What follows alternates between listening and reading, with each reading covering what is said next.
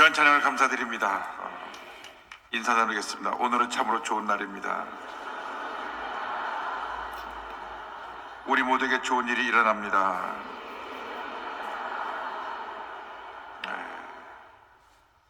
오늘 성탄절이 점등식을 했는데 바람 불고 얼마나 추운지, 작년에도 그 전날까지 날씨가 아주 좋았다가 성탄주리를 점등하는 그날만 갑자기 온도가 내려갔어요. 그래서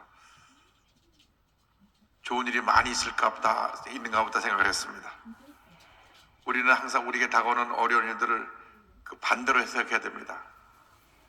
하나님께서 좋은 일을 많이 주시려고 우리에게 추운 겨울도 주시고, 겨울이 추워야 또 봄이 우리에게 더 의미 있는 봄으로 다가오기 때문에 겨울은 봄을 맞이해서 꼭 필요한 계절입니다.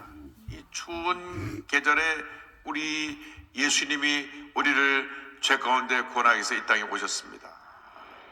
그 놀라운 은혜에 대해서 감사하고 또 감사하고 또 감사하고 또 감사해야 될 것입니다. 오늘 말씀 제목은 절망 중에 드려진 감사입니다.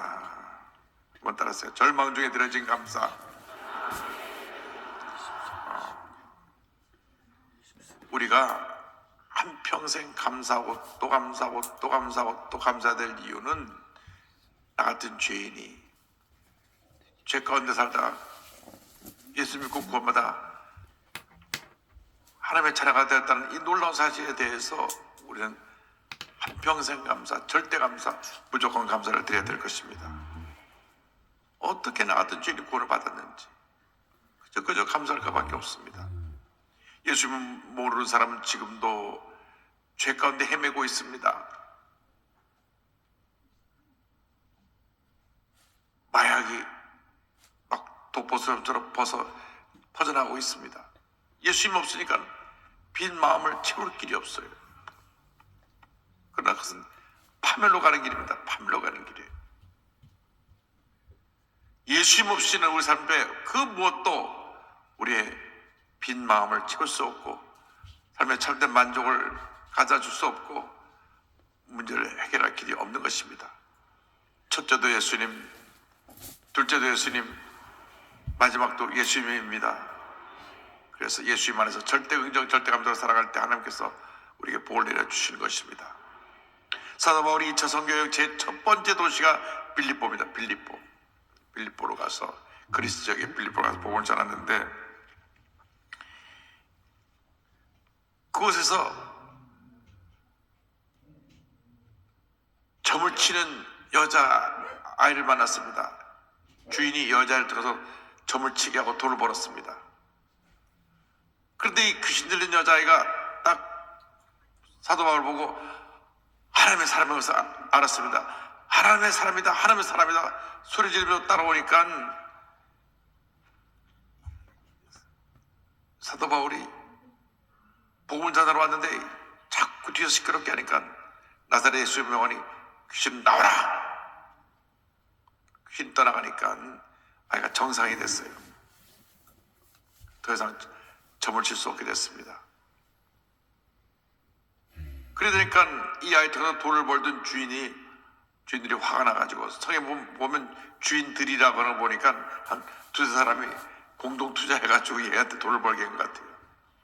그래가지고 이 사람이 이곳에서 나쁜 풍속을 전해서 우리에게 헬리었다 그래가지고 붙잡아 끌고 와서 두들겨 패갖고 감옥에 집어넣습니다. 죄도 없이 바로가 실려가 감옥에 던져졌습니다. 발이 착고에 채이고 춥고 더럽고 냄새나는 감옥에 던져졌습니다. 절망에 감옥에 갇힌 사도 바울에 대해서 성경은 이렇게 설명합니다. 사도행전 16장 22절로 24절에 무리가 일제 일어나 고발하니 상관들이 옷을 찢어 벗기고 매로 치라 하여 만에 친 후에 옥에 가두어 간수에게 명하여 든든히 지키라 하니, 그가 이러한 명령을 받아 그들을 깊은 옥에 가두고 그 발을 착고에 든든히 채웠더니 죄도 없이 억울하게 매먹고 감옥에 던져졌습니다. 때때로 인생을 살다 보면 억울한 일 당할 때가 있습니다.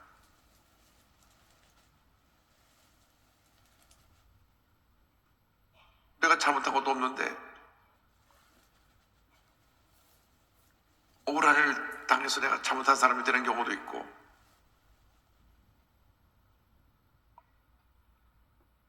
우연히 길을 가다가 섰는데 오토바이가 차를 피하다가 나를 갖다가 덮쳐서 내가 다치기도 하고,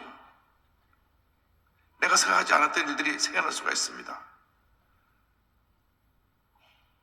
속이 상하죠. 왜 내가 그 자리에 있다가 내가 다쳐야 되는가? 다른 사람은 멀쩡한데 왜 내가 이런 억울한 누명을 쓰고 이 고통을 당해야 되는가?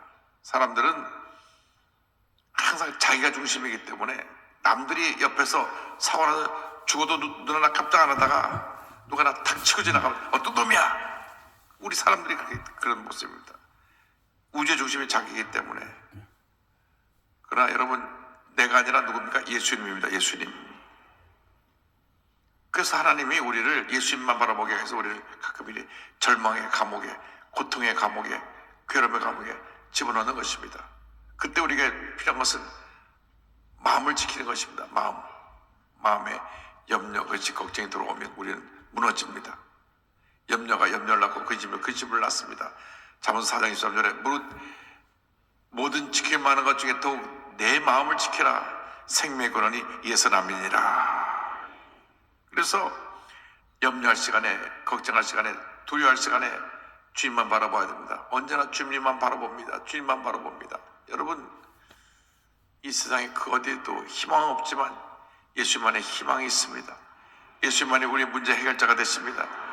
하나님의 우리가 은혜를 베풀어서 예수를 통해서 구원을 주시고 영혼이 잘된 같이 범사가 다지며 강건하게 되고 생활할 때 풍성한 은혜를 우리에게 값없이 부어 주시는 것입니다.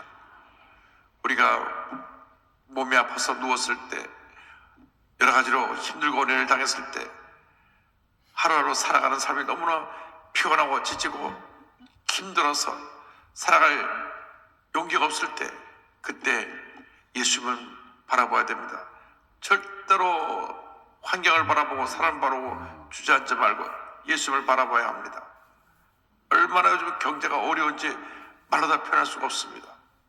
정말 어려워요.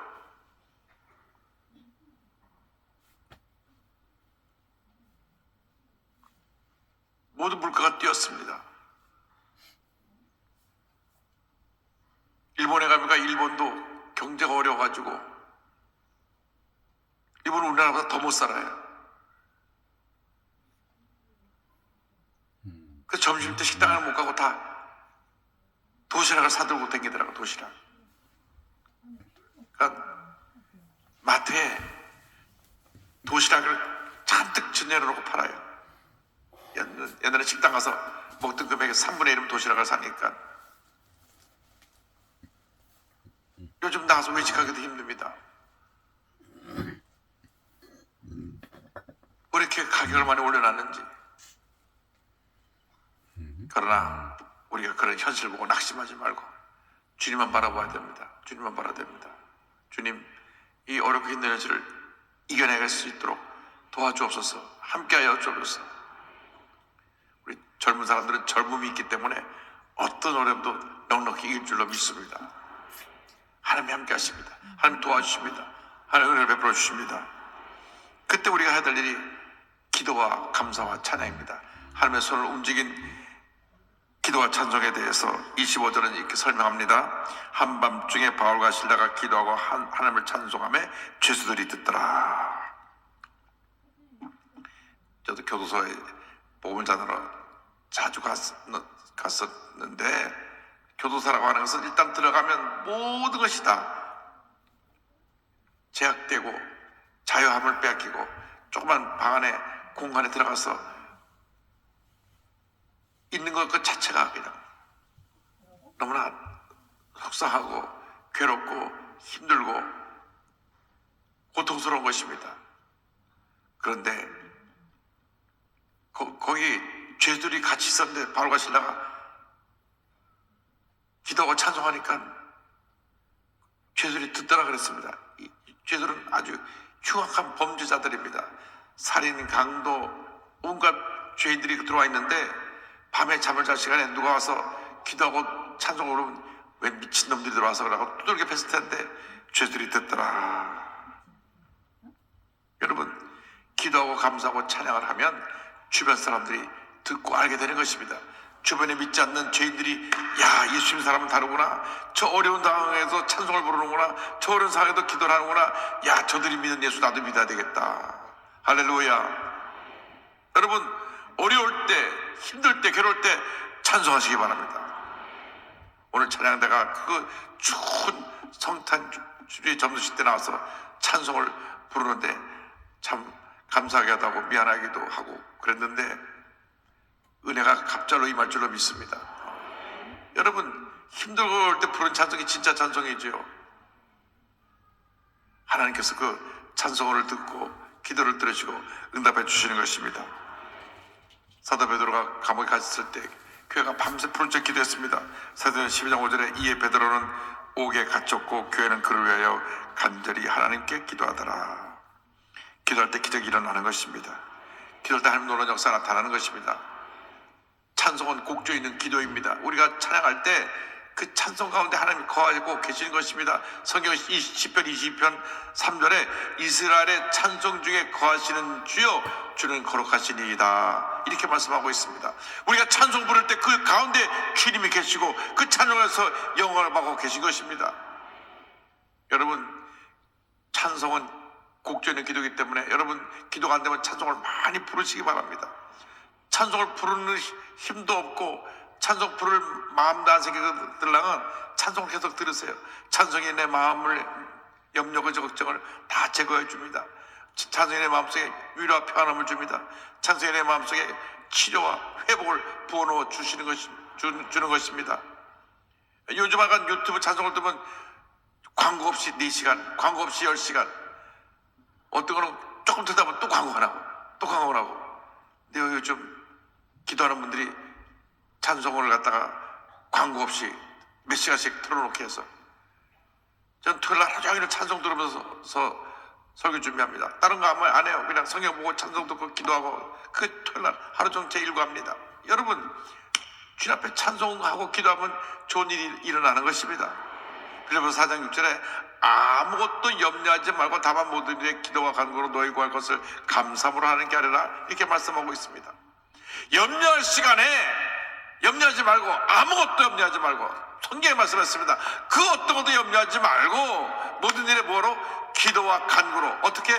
너희 구할 것을 감사함으로 하래라.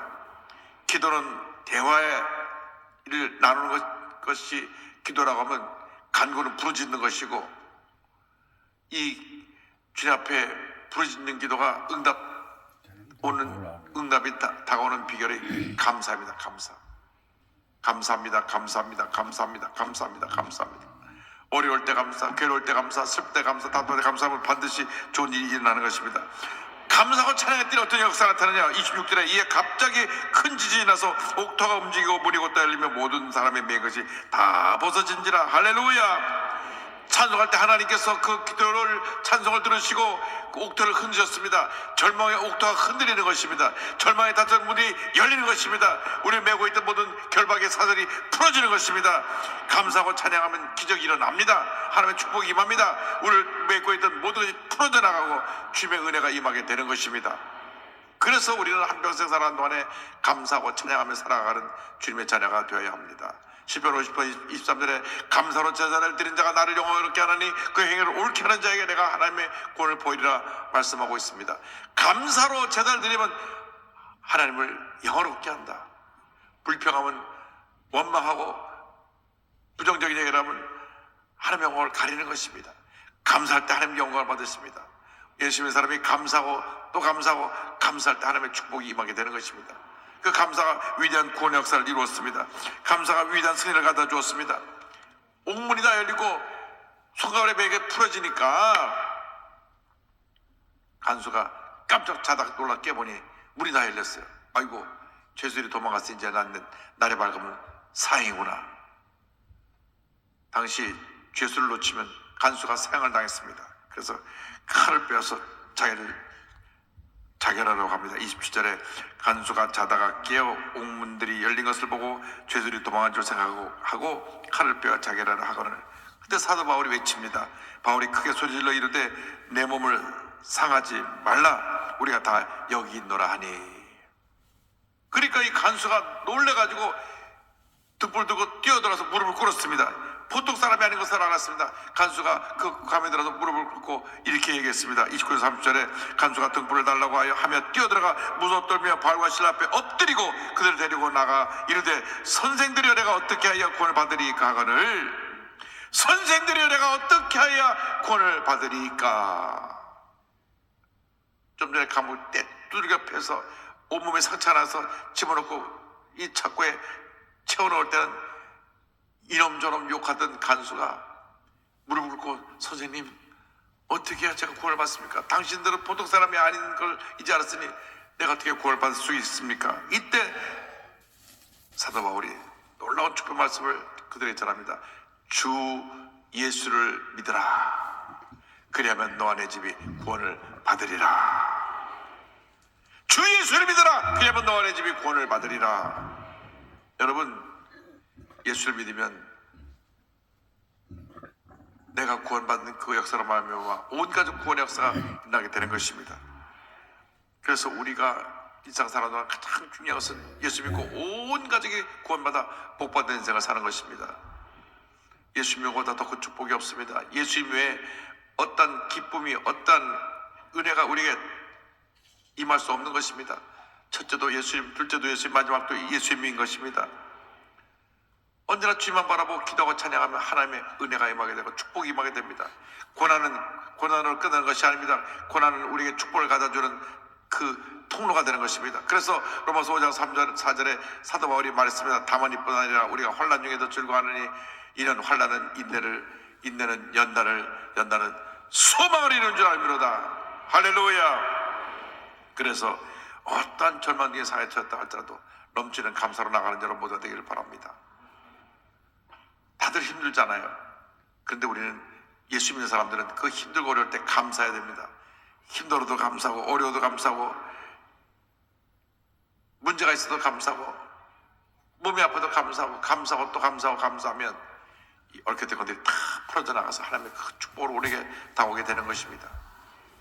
제가 미국에 목회할 때 11월 달이 되면 한 달 내내 감사 설교만 했습니다. 또 미국에서 가장 큰 절기가 11월 넷째 주 목요일 생스기빙 데이 추수감사절 그 날인데 보통 수목금토일 닷새 동안 추수감사절 절기를 지키는데 그래서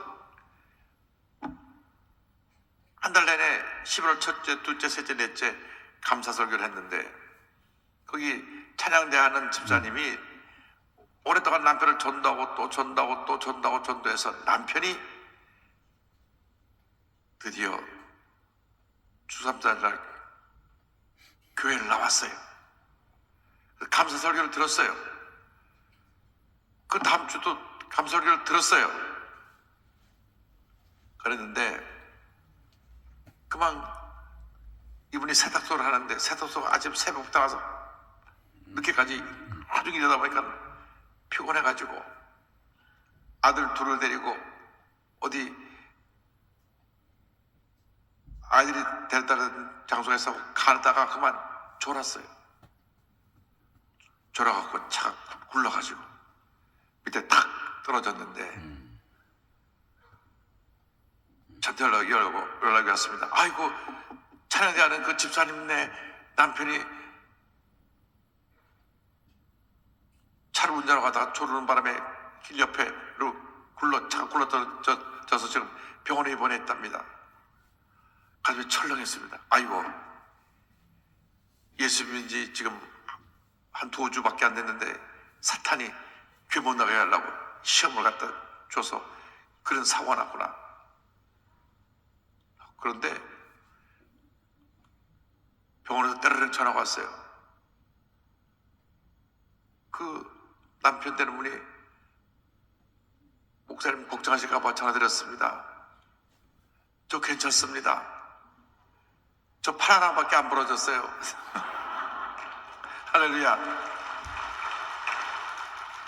주님에 감사합니다. 그것도 왼팔이 부러져 갖고 일하는데 큰 지장이 없습니다. 어이 참 저는요 내가 안 믿겠다는 예수를 믿게 해갖고 이 부인네가 나를 갖다가 이렇게 재수없는 일을 생기게 만들었다고 할 수 있는데 거꾸로 이분이 믿음이 바로 들어가가지고 감사 설교를 몇 번 듣고 나더니만 내가 사고가 나서 다쳤지만 팔 하나밖에 안 부러져서 감사합니다. 그리고 하는 말이 내 아들 둘이 하나도 안 다친 것 감사합니다. 할렐루야.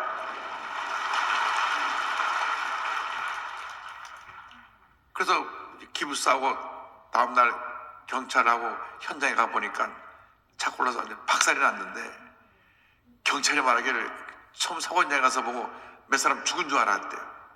죽은 줄 알았는데 차가 찌그러져 있는데 아이들이 멀쩡하고 시트벨트를 하고 있어. 그냥 멀쩡히 대롱대롱 시트벨트에 매달려 있고 남편은 여기 피가 철철 흐르고 있는데 보니까 왼쪽 팔이 부러진 거예요. 난 또 팔 하나밖에 안 부러져 감사하다 또 처음 봤어. 그러니까 하나님께서 그 집사님을 이제 나중에 집사님께서 축복해 주시는데 막 엄청나게 하나님 복을 주셔서 세탁소가 잘 되고 교회 일이라면 문제가 되고 뭐든지 제가 일을 심부름 시키면 교회 나온 지 얼마 안 된 분이 얼마나 열심히 일을 하는지 금방 집사님이 됐어요. 집사님 돼가지고 막 충성을 하는데 그 피곤한 사람이 새벽에 예배 드리고 꼭 세탁소를 갑니다. 그래서 새벽에 하도 일찍 매일같이 안 빠져나니까 그때는 다 우리가 교회 집사님 됐으니까 집사님 앞으로 이왕 교회 일찍 나오는 거 교회 와서 아침에 방송 다 여기 마이크랑 시스템 준비하는 일 좀 하세요. 다른 말이 없어요. 예는 끝이에요. 다만 아침에 와서 딱 마이크 조정 다 해놓고 불 다 켜고 예배 준비를 딱 해놓고 그리고 예배 끝나고 나서 기도 한 30분 하고 그다음에 정리해놓고 세탁소 나가서 세탁소 일을 하고 그래서 이제 2, 3년 지나서 안수 집사님이 됐어요. 더 충성을 해요. 무슨 일을 시킬까 하다가 부인이 찬양대를 봉사하고 있어서 조 집사님이 좀 오세요. 내년에는 찬양대장을 하세요. 저 찬양대장이 뭔지 아무것도 모릅니다. 그 아무것도 하는 게 없고 찬양대원 밥만 잘 사주면 된다고. 그랬더니 그분 찬양대장을 시켜놨더니 시집대 때로 얼마나 찬양대원 밥을 잘 사주는지 세탁소에서 돈 벌었다 다 찬양대원 밥 사줬어요. 찬양대장은 뭐 하는 일입니까? 밥 사주는 일입니다. 그러더라고요. 자, 찬양대장 하나 잘 세웠다.